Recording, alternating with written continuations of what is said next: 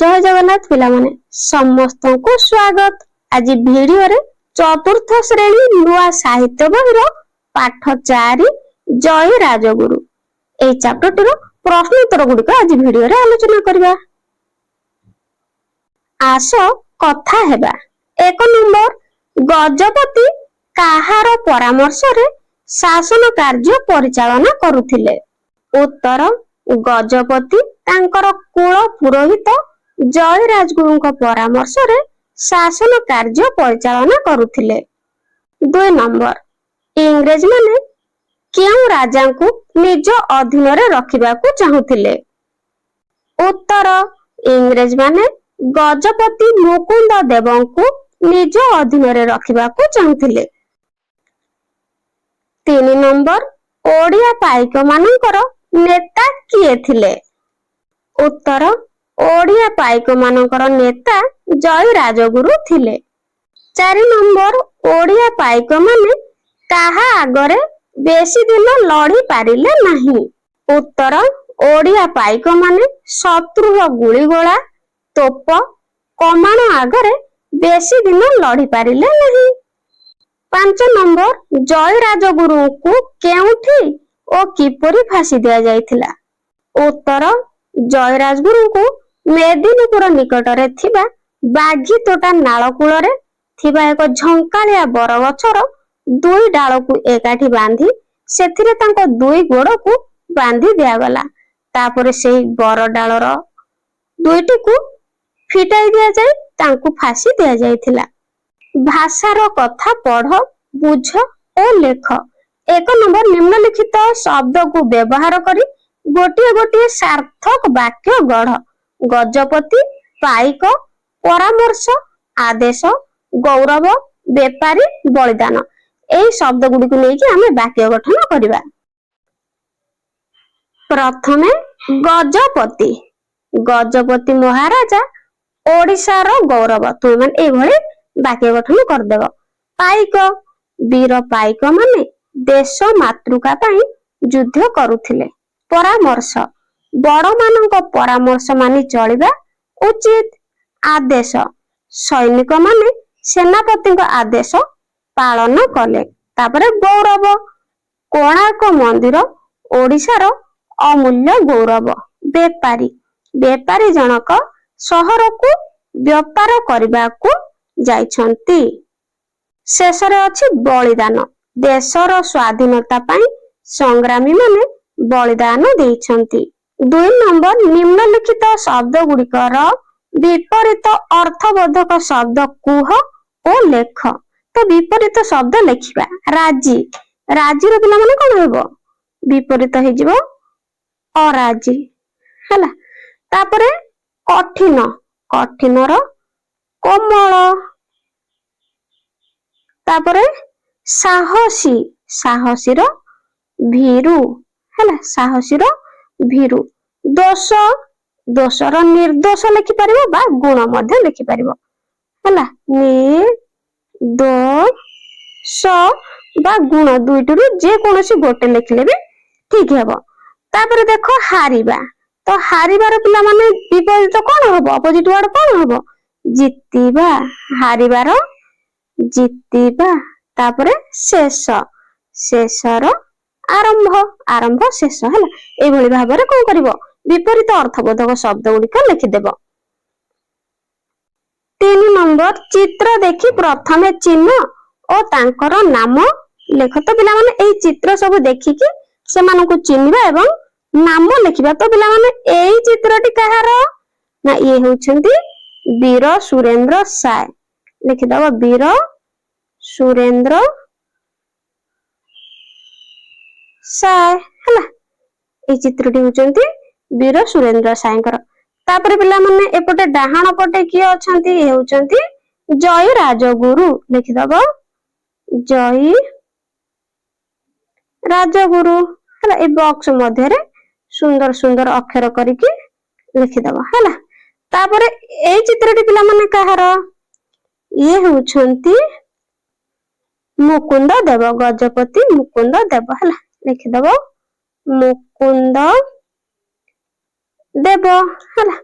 तो एई पिलाटी किए पिला माने ये होउछंती हमर शहीद बाजी राउत लिखि दबो बाजी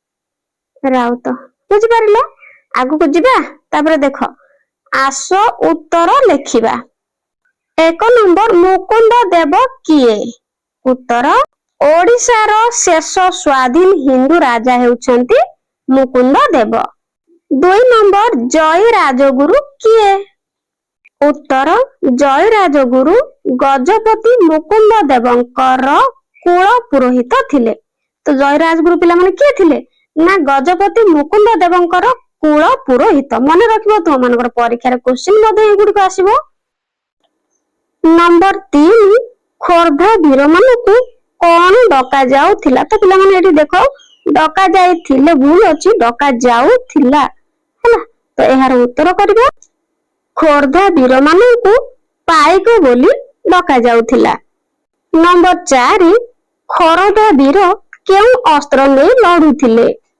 उत्तर खोर्धा वीर ढाल और तरवारी अस्त्र नै लडुथिले 5 नंबर राजगुरुंकर काहीकि विचार होला नाही उत्तर राजगुरुंकर विचार होला नाही कारण से थिले इंग्रज मानकर परम बा प्रथम शत्रु नेक्स्ट देखो पिला माने 6 नंबर चित्र को देखि अस्त्र और स्थान गुड़िकर नाम कुह तो पिला माने एठी बाम पटरे किछि चित्र देइछि हैला तो से गुड़िक देखि कि हमें कोन से गुड़िक चिन्हबा बा लेखिबा तो देखो एठी पिला माने एठी केउ चित्र देइछि पिला माने एहा हेउछि पिला माने 12 बाटी दुर्गर प्रवेश द्वार जहा कि कटक ठारे अछि ते लेखिबा 12 बाटी दुर्गर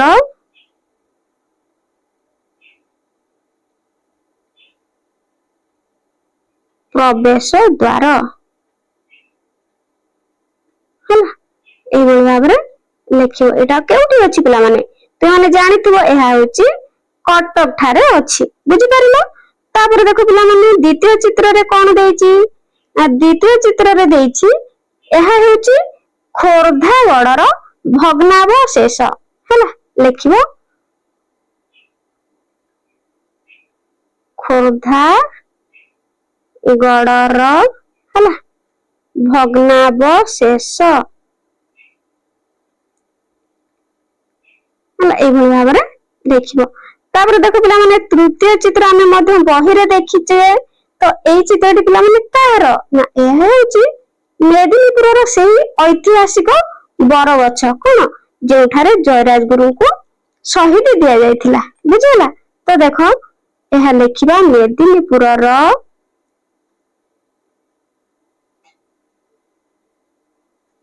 पुरर ऐतिहासिक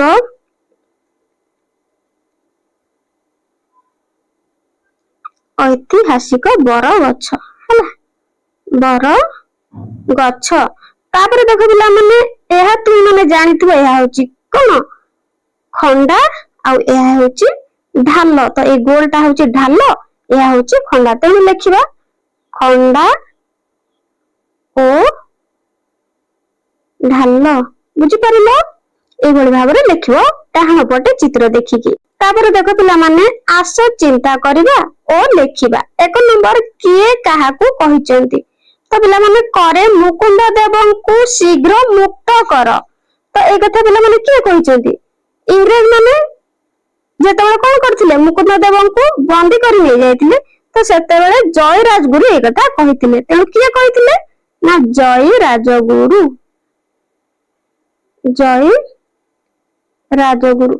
लिखि दबो एक कथा जय राजगुरु कहिथिले काहाकू ना इंग्रज माननकू हला जय राजगुरु कहिथिले इंग्रज माननकू ए भली भाबरे लिखि दबो तापर देखो खरे आम गजपति मुकुंद देवंकु शीघ्र मुक्त कर तो एक कथा मध्ये पिला माने कहिथिले के जय राजगुरु कहिथिले जय राजगुरु काहाकू कहिथिले से इंग्रज माननकू कहिथिले काहाकू इंग्रज माननकू तापर पिला माने ग शरीर रक्त बा शरीर शेष रक्त बिंदु थिबा पर्यंत ଦେଶ ଓ ଜାତିର ଗୌରବ ପାଇଁ ଲଢିବା। ଏକଥା ପିଲାମାନେ କିଏ କହିଥିଲେ? ଜୟୀରାଜଗୁରୁ କହିଥିଲେ ହେଲା। ଜୟୀରାଜଗୁରୁ କାହାକୁ କହିଥିଲେ? ପାଇକ ମାନଙ୍କୁ କହିଥିଲେ। ଗୋଟିଏ ବିଦେଶୀ ଜାତି ଆଗରେ ଠାକୁର ରାଜା ମୁଣ୍ଡ ନୁଆଇବେ ନାହିଁ। ତ ଏକଥା ପିଲାମାନେ କିଏ କହିଥିଲେ? ଜୟୀରାଜଗୁରୁ କହିଥିଲେ ହେଲା। ଜୟୀରାଜଗୁରୁ କହିଥିଲେ। କାହାକୁ କହିଥିଲେ? ଗଜପତି ମୁକୁନ୍ଦ ଦେବଙ୍କୁ।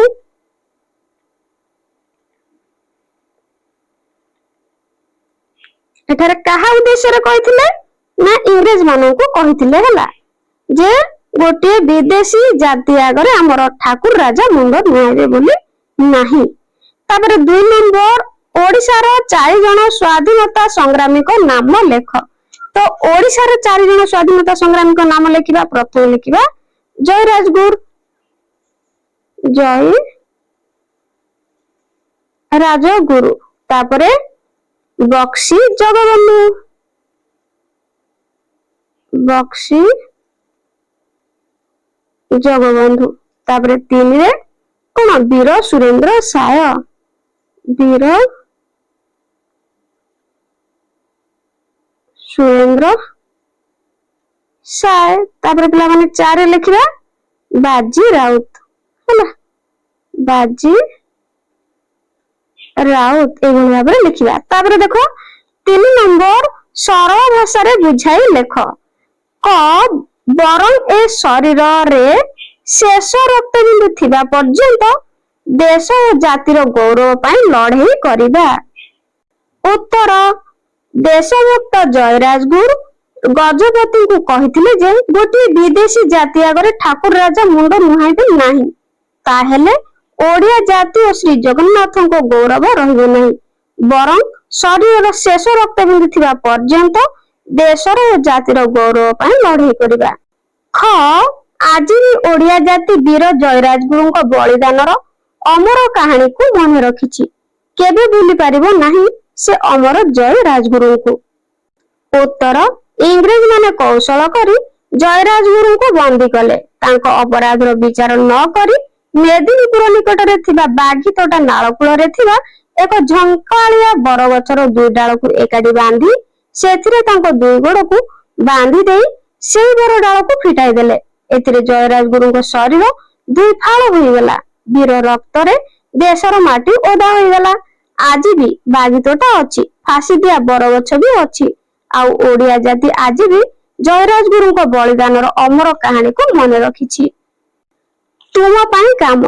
1 ନମ୍ବର, ଜୟୀରାଜଗୁରୁଙ୍କ ବିଷୟରେ ନିଜ ମନରୁ 5 ଧାଡି ଲେଖ। ତ ପିଲାମାନେ ଜୟୀରାଜଗୁରୁଙ୍କ ବିଷୟରେ ଯାହା ପଢିଲ ଜାଣିଲ, ତ ନିଜ ମନରୁ ଏଠି ତୁମେ ମାନେ 5 ଧାଡି ଲେଖିଦବ ହେଲା। ଏଟା ତୁମ ମାନଙ୍କ ପାଇଁ। ତ ପିଲାମାନେ ଭିଡିଓଟି କେମିତି ଲାଗିଲା କମେଣ୍ଟରେ ନିଶ୍ଚିତ ଜଣାଇବ, ଆଉ କମେଣ୍ଟରେ ମଧ୍ୟ ନିଜ ନିଜର ସୁନ୍ଦର ନାମ ମତେ କଣ କରିବ? କମେଣ୍ଟରେ ଜଣାଇବ ହେଲା। ଆଜି ପାଇଁ ରହୁଛି, ଥ୍ୟାଙ୍କ ୟୁ।